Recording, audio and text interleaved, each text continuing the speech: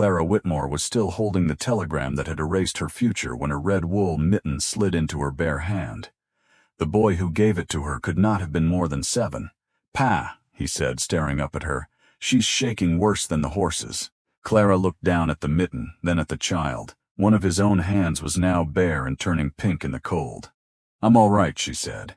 It was the first lie she told in Red Bluff. Before sundown, a widowed rancher would take her home. Before the month was out, the richest man in northern New Mexico would call her a thief. And before winter broke, that same man would stand in a crowded county hall and claim Clara belonged to him. But on that platform, with one suitcase, $11, and a telegram telling her the position no longer existed, Clara knew none of that. She only knew the boy's mitten was warm.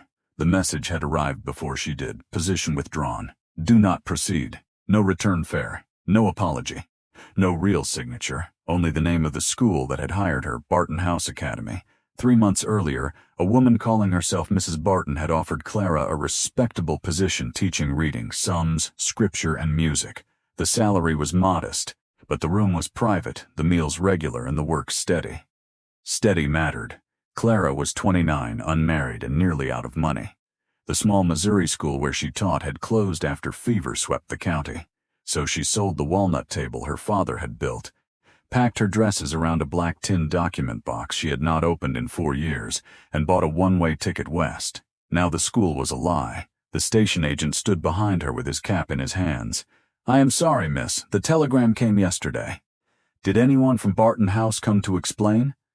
The man looked away. That was answer enough. A girl of 10 or 11 stood behind the boy, holding a market basket against her hip. She shared his dark hair and stubborn chin, but her gray eyes were older. "Are you waiting for the Bartons?" she asked. "I was." The girl frowned. "There are no Bartons." Her father turned sharply. "May." "There aren't," May insisted. "No school by that name. I know every school because Pa keeps saying we'll attend one again someday." The cold moved through Clara in a new way.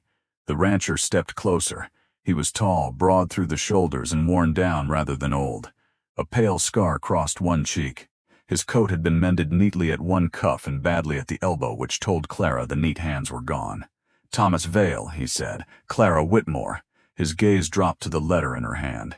Clara passed it to him. Thomas held the cream-colored paper toward the late sun.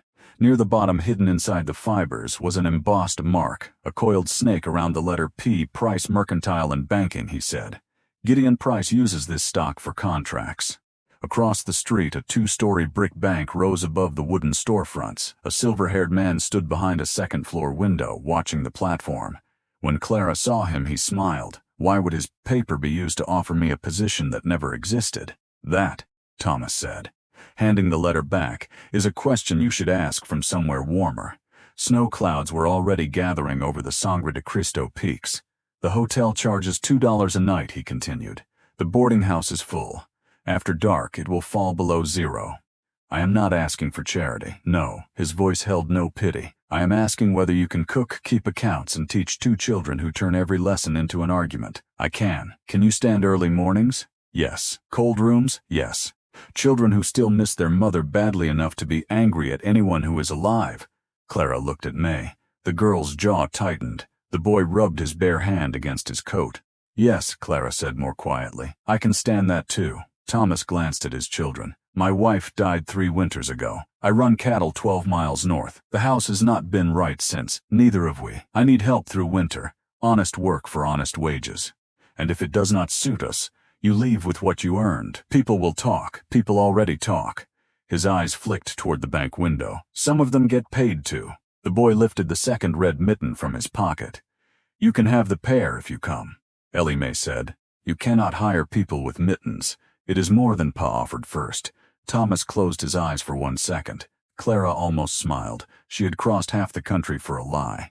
A man she had never met had placed his paper beneath that lie. And now a stranger was offering the only honest thing she had heard all day. "Work?" Clara tried to return the mitten. Eli shook his head. "Keep one, so you have to come back and return it." Clara closed her fingers around the red wool. "All right," she said. 1 week. Eli grinned. May did not. She studied Clara as if 1 week were a promise she had heard before and learned not to trust. The Vale Ranch stood beneath a ridge of red stone, a low adobe house. A barn built against the wind, corrals, cottonwoods, and an old irrigation channel running away from a spring near the east meadow. Inside, sorrow had settled like dust. A child's boot lay beneath the table. Unpaid invoices leaned against a cold coffee pot. 2 dresses waited for mending. On the mantel sat a photograph of a dark-haired woman beside a stopped clock. "Your room is at the back," Thomas said. "Ruth's sewing room." "Ma's room," May corrected. Thomas's face tightened. "Her sewing room." Clara understood. This house had spaces grief still owned. That first night, Clara made stew from beans, salt pork, and onions. She sorted the dishes while it simmered, trimmed the lamps, and set the table. Thomas came in from the barn and stopped in the doorway. For 1 second, grief moved naked across his face. Then it was gone. At supper, Eli asked whether Missouri had Apaches. May told him that was rude. Eli asked whether the question was rude or the Apaches were rude. Thomas nearly choked on his coffee. By the time the bowls were empty, the house sounded less abandoned. Later, Thomas found Clara turning the red mitten over in her hand. The thumb had been repaired with blue thread. "Ruth made those," he said. 1 red pair and 1 brown. The children each lost one, so now neither set matches. "She sounds practical. She would have called it a disaster." A small smile touched his mouth. Clara nodded toward Ruth's photograph. "I am not here to replace her." "I know." He looked toward the children's room. "But keep the mitten. Eli will check." That night, Clara opened her suitcase. Beneath her dresses sat the dented black box, its lid scratched with the initials SW. Samuel Whitmore had raised Clara from infancy. He taught her to add every column twice, trust paper less than people, and never sign anything she had not read aloud. He died in a mine collapse 8 years earlier.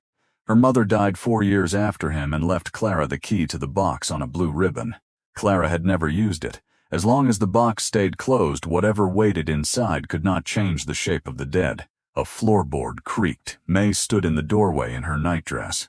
"The last woman promised a month," she said. "She stayed 9 days. I am sorry," she said. "The house was too sad." Clara looked at the half-finished hem beneath the window and the jar of bone buttons on the shelf. Was she wrong? May's eyes filled, but she would not let the tears fall. "No." Clara sat on the edge of the bed. "I cannot promise I will stay forever. I did not ask." "No, you came to find out whether I would lie." May said nothing. Clara held up the red mitten. "Your brother gave me this so I would have to return it. That sounds like Eli. I will not leave without giving it back." May looked at the mitten, then at Clara. "That is not the same as staying." "No," Clara said. "It is only the truth I can promise tonight." May nodded once and went back to bed. Clara returned the key to its ribbon, and beneath the frozen yard, water moved through the old spring Gideon Price had spent 7 years trying to own. By the end of the week, the Vale house had changed by degrees. A clean table, mended cuffs, accounts sorted by month instead of despair, bread rising beneath a cloth, Ruth's dried flowers placed beside her photograph rather than hidden in a cupboard. Clara did not erase the dead. She made room around them.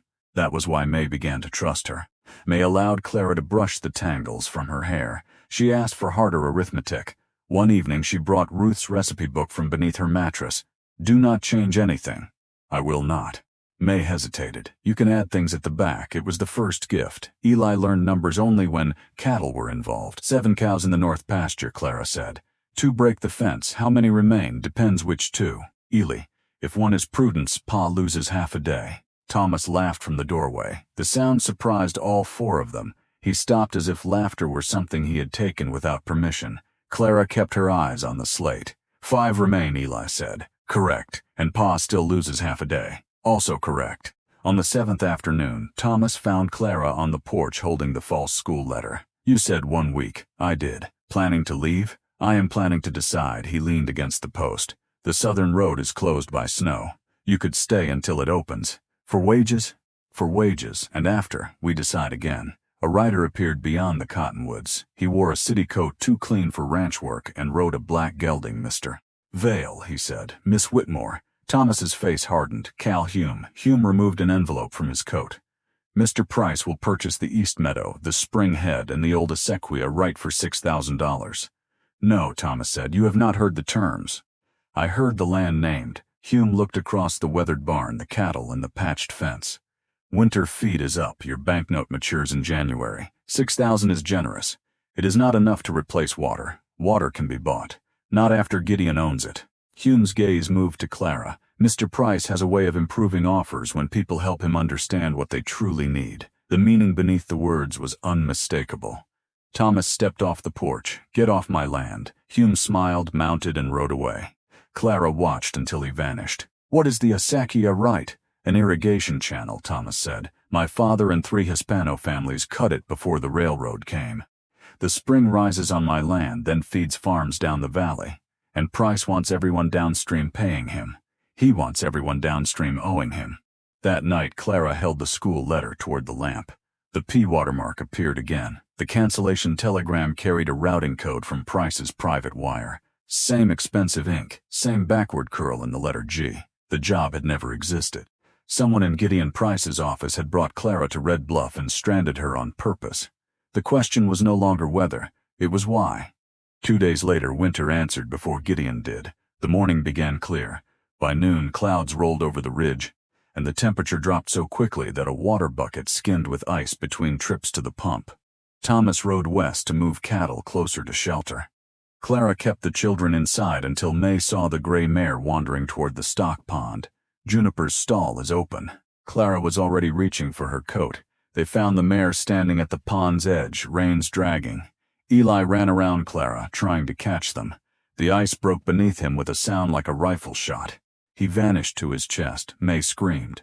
Clara dropped flat and crawled forward, spreading her weight as Samuel had taught her near Missouri River ice. "Do not struggle, Eli, look at me. I cannot feel my feet." "You do not need your feet, you need your arms." She slid one end of her scarf toward him. May gripped Clara's boots from behind. The ice sagged black beneath Clara's elbows. Eli caught the scarf. Clara pulled. For one terrible second, nothing moved. Then he slid over the broken edge. Clara dragged him backward while May pulled her by the ankles. All 3 collapsed in the snow. By the time Thomas returned, Eli was wrapped in blankets beside the stove with warm bricks at his feet. Thomas touched his son's face, hands, and hair as if counting pieces. Then he looked at Clara. "You went onto the ice. Yes, you could have died. Yes." Fear turned to anger because anger was easier to carry. Thomas walked outside and braced both hands against the woodpile. Clara followed. "I buried one person from this house," he said. "I will not bury another. Neither will I." The words stopped him. Snow fell between them. Thomas touched the cut on Clara's cheek where the ice had caught her. His rough thumb stayed one breath too long. Then May opened the door. "Ellie says if he almost died, he should get pie. He gets broth," Thomas said. "He says that is unjust." Clara looked at Thomas. "I will make pie." For the first time he smiled without stopping himself. Red Bluff heard about the pond. But the town did not tell the story of a teacher saving a child.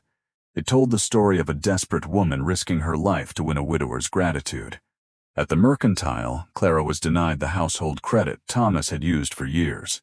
At the mission school, May and Eli were turned away because families objected to the moral arrangement at the Vale home.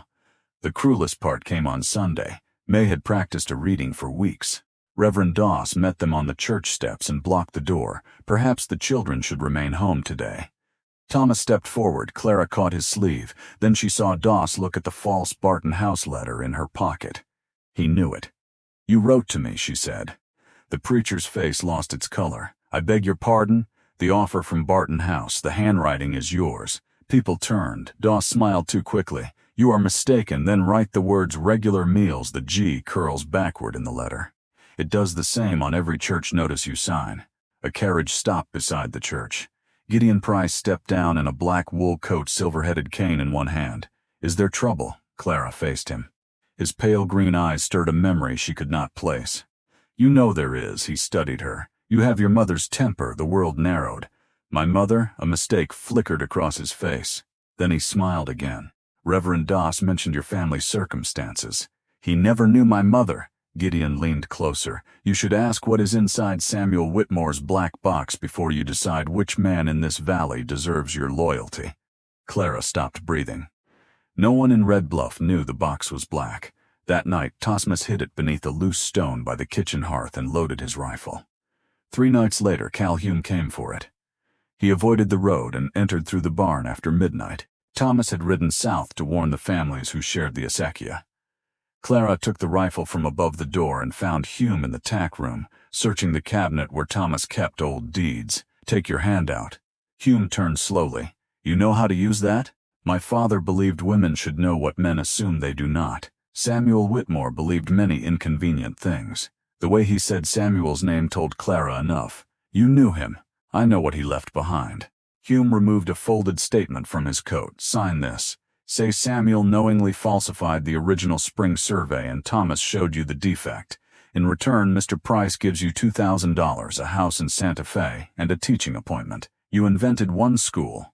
Why should I trust the second? His smile vanished.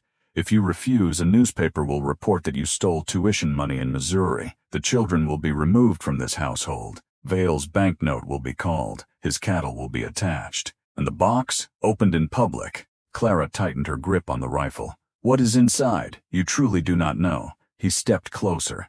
Clara cocked the hammer. I may not know what is in the box, she said, but I know what is standing in this barn. The door opened behind Hume. Thomas stood there with snow across his shoulders and a revolver in his hand. I believe the lady asked you to leave. Hume lifted both hands. You are making an enemy you cannot afford.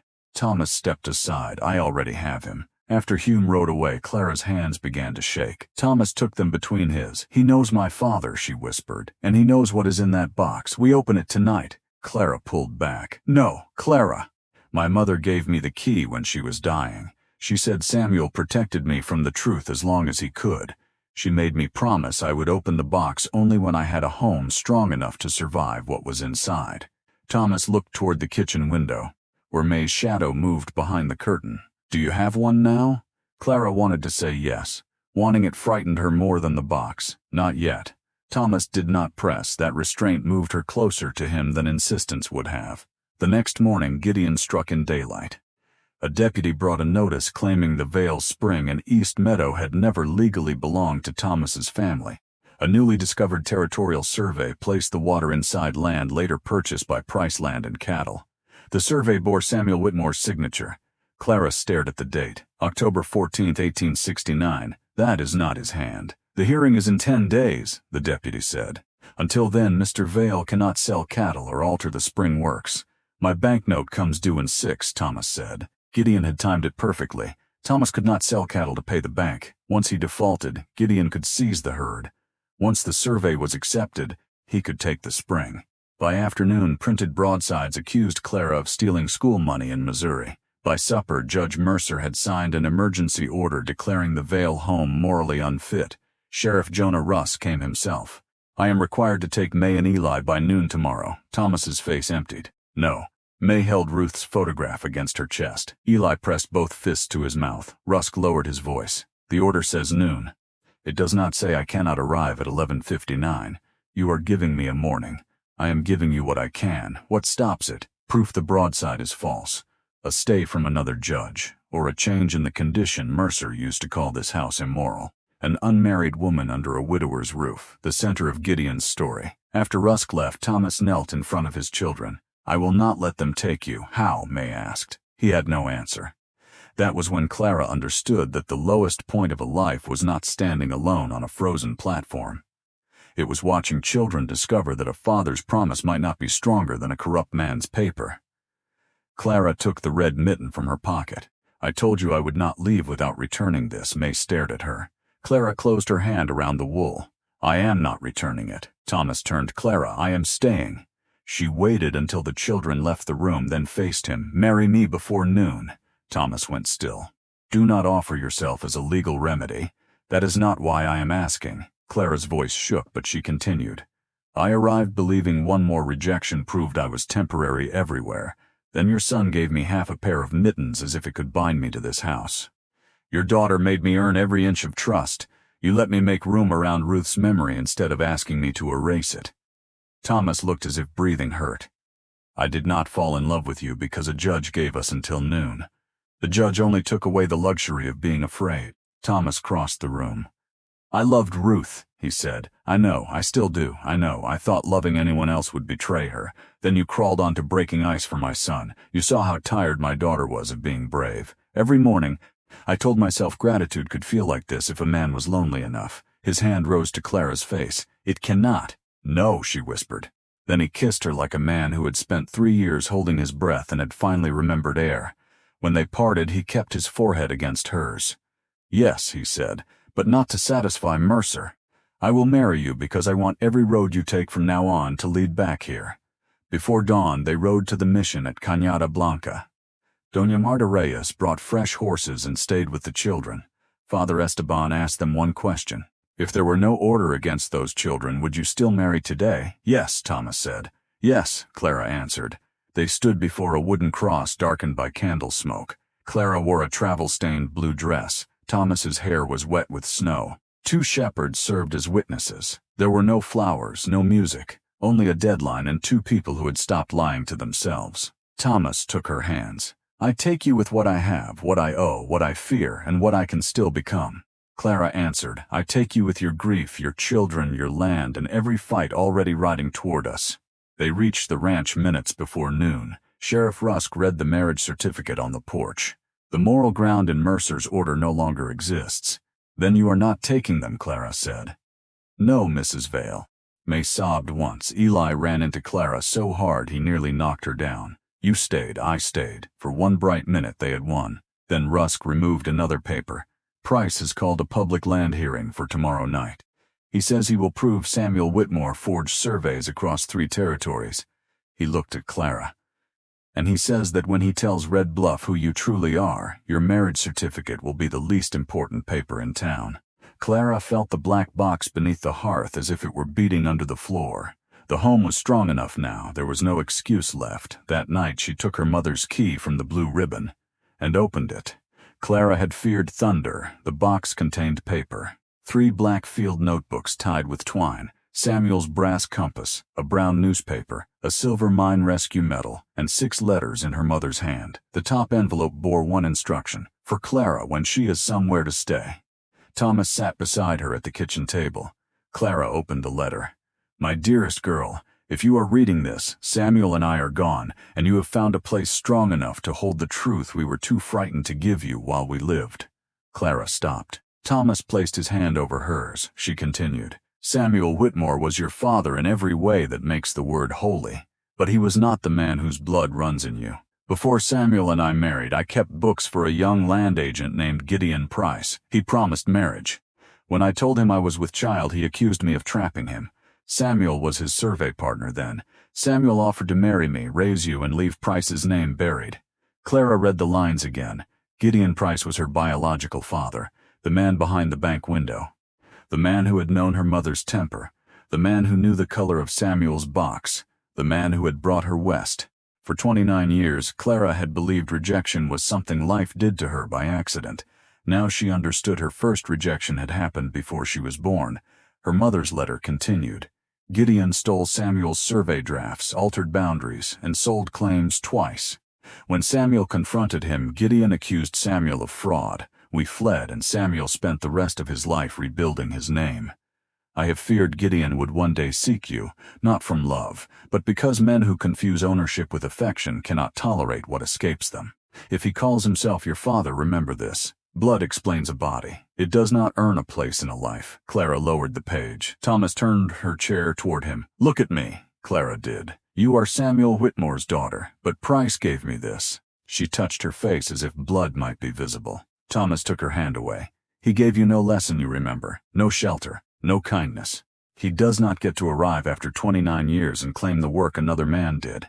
The forged survey claimed Samuel stood in Red Bluff on October 14, 1869. His first notebook placed him 600 miles north at the Nightbird mine. Shaft 3 collapse. 17 men below. Samuel had directed the rescue for 31 hours. His notes carried airflow measurements, timber supports, rescue shifts, and the names of the men brought out alive. 23 witnesses had initialed the final page. Thomas held the false offer and the survey toward the lamp. The same coiled snake watermark appeared on both. Gideon had used his private paper for the lure and the land theft, trusting power to make details irrelevant. Arrogance had made him careless. Clara lifted Samuel's compass from the box. The needle trembled, then found north. He used to say a compass cannot stop a man from choosing the wrong road, she said. It only makes the lie harder to tell. Thomas looked at her. What do? We do not defend ourselves at Gideon's hearing. What then? We make it his. They worked until dawn. Sheriff Rusk sent telegrams to the San Juan mining office and Clara's former Missouri school. Doña Marta gathered the families whose fathers had cut the acequia before Gideon's claimed survey. They brought tax receipts, repair rolls, and memories no banker had thought worth stealing. The Missouri reply arrived first. Clara Whitmore employed in good standing until school closed if ever. No theft, no misconduct. The mining reply came 1 hour before the hearing. Nightbird records confirm Samuel Whitmore directed rescue October 14-15, 1869. 23 witnesses living. Clara read it twice. Samuel had been dead 8 years. He had still found a way to stand beside her. That evening the county hall filled until people stood in the aisles. Gideon had chosen the room because his bank had financed it. Judge Mercer sat at the raised desk. Reverend Doss occupied the front bench. Merchants, ranchers, railroad men, mission families, and laborers crowded beneath smoking lanterns. Gideon stood at the center in a black suit, calm and certain. He had always fought with paper. Tonight Clara brought her own. Thomas entered beside her. May and Eli followed with Doña Marta. Clara had wanted the children to stay home, but May refused. You said truth matters most when people are using lies. Eli wore one red mitten and one brown. The room murmured when the Vale family entered. Gideon looked at Clara with no fatherly warmth, only possession. Mrs. Vale, he said, how fitting that you brought the children. How fitting that you brought forged paper. Judge Mercer struck his gavel. This hearing concerns ownership of the Vale Spring and the fitness of the household occupying disputed land. No, Clara said. Mercer stared. No, this hearing concerns how many crimes Gideon Price can hide beneath one county seal. A sound moved through the crowd. Gideon smiled. Your mother used to mistake insolence for courage. There it was. The secret he had planned to use against her. Clara stepped to the center before he could take control of it. You called this meeting to tell Red Bluff who I am. I will save you the performance. She faced the town. My mother was Evelyn Hart. Before she married Samuel Whitmore, she worked for Gideon Price. He promised marriage. When she became pregnant, he abandoned her. The hall went silent. I was that child. Gasps broke across the room. Clara looked directly at Gideon. Yes, Gideon Price is the man whose blood I carry. He straightened. At last, he said. The truth, no, only the beginning. Her voice filled the hall. He did not bring me west because he wanted a daughter. He brought me because he wanted a witness he believed he could buy. A woman he believed he could shame, and a dead man's name he believed he could use. You have no idea what Samuel Whitmore was, Gideon said. Clara placed the silver medal on the evidence table. He was the man who raised the child you threw away, and tonight he is the man who ends you. She placed the forged survey beside Samuel's notebook. This survey says Samuel witnessed the Vale boundary in Red Bluff on October 14, 1869. She opened the field notes. On that date, he was 600 miles north inside the Nightbird mine, directing the rescue of 17 trapped men. Sheriff Rusk handed the mining telegram to Judge Mercer. The San Juan office confirmed it today. Clara added the newspaper and medal. 23 living witnesses can place Samuel at Nightbird. A dead man cannot stand in 2 territories on the same day. Gideon recovered. Old papers can be planted. Then perhaps you prefer your own paper. Clara held the false Barton House letter toward a lantern. The coiled snake appeared in the fibers. Then she held up the forged survey. The same mark appeared. The letter that lured me west and the survey that steals the spring came from Gideon Price's private stock. The cancellation telegram passed through his private wire. She turned toward Reverend Doss. He wrote the offer. Doss rose. I did no such thing. Then write the phrase regular meals. The preacher's mouth opened. Write it, Sheriff Rusk said. Doss sat down. His refusal answered more clearly than handwriting could. Clara unfolded her mother's letter and read only what mattered. Gideon's promise, his abandonment, Samuel's discovery of altered claims, and the stolen signature stamp. She did not read her mother's pain for spectacle. That belonged to the dead, but she read enough. When she finished, the room no longer saw a banker. They saw a pattern: abandon, alter, threaten, own. Doña Marta stood. My husband's father cut the East Acequia in 1862. The Bacchus and Ortegas worked beside him. We have paid taxes and maintained it every year since. She laid bundles of receipts on the table. For years, Gideon had kept people obedient by making each one believe they were alone. Clara made them see they were evidence for one another. Gideon turned toward him. You know what to do. The words were quiet, but the room heard them. Clara pointed toward the judge. There is the true survey line, the line between what a man does in darkness and what he will admit when people are watching. Mercer looked at the crowd, then at Sheriff Rusk, then at Gideon, who no longer looked powerful, only desperate. "The temporary land order is suspended," Mercer said. "Pending criminal review." "You cannot," Gideon snapped. "The bank owns your house." The room heard that too. Mercer's face collapsed. Sheriff Rusk moved forward. "Gideon Price, you are under arrest for suspected fraud, falsification of territorial records, attempted coercion of a witness, and conspiracy to deprive lawful owners of property." Gideon laughed. "You have a telegram and a sentimental letter." "I also have Cal Hume locked in my office," Rusk said. "He was caught at the freight yard with 2 bags of cash and a box of blank county seals. He has been talking for 3 hours. The hall erupted. Gideon looked toward Reverend Doss. The preacher bowed his head. He looked toward Mercer. The judge stepped back. Then he looked at Clara. For the first time, something personal entered his face, not love, injury, as if she had stolen from him simply by existing beyond his control. "I sent for you," he said.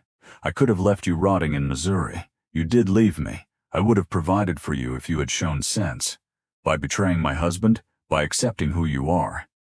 Clara closed her hand around the red mitten in her pocket. "Who I am has never been yours to decide. I am your father." The words cracked through the hall. Clara stepped closer. "No," Gideon's face twitched. "Samuel Whitmore was my father. He chose me when choosing me cost him his reputation, his home, and every easy road he could have taken." Her voice lowered. "You contributed blood and absence. That is not fatherhood." Gideon looked at Thomas. "You think she will stay?"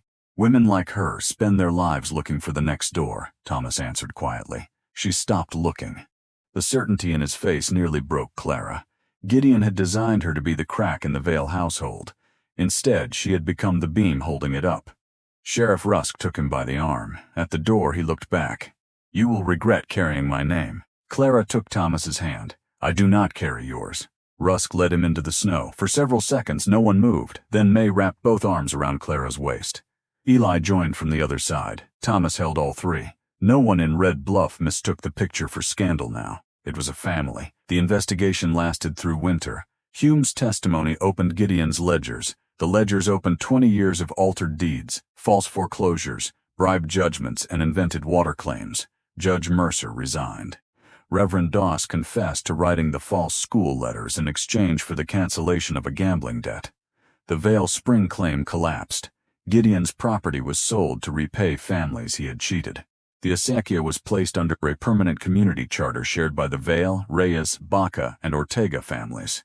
"No one man should own the thirst of a valley," Clara said. Samuel's compass remained on the mantel beside Ruth's photograph.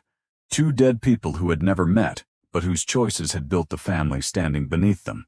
On the first anniversary of Clara's arrival, Eli placed a parcel beside her breakfast plate. Inside was a new red mitten. It matched the old one, even down to the blue thread at the thumb. "Doña Marta taught me," he said. "May helped." "I did most of it," May said. Clara brought out the mitten Eli had given her at the station and laid them side by side. One old, one new, one made by the mother the children still loved, one made by the children who had chosen another. Eli frowned. "Are you giving the first one back?" Clara closed her hand around it. "No, you do not need it to make you come home anymore. That is true. Then why keep it?"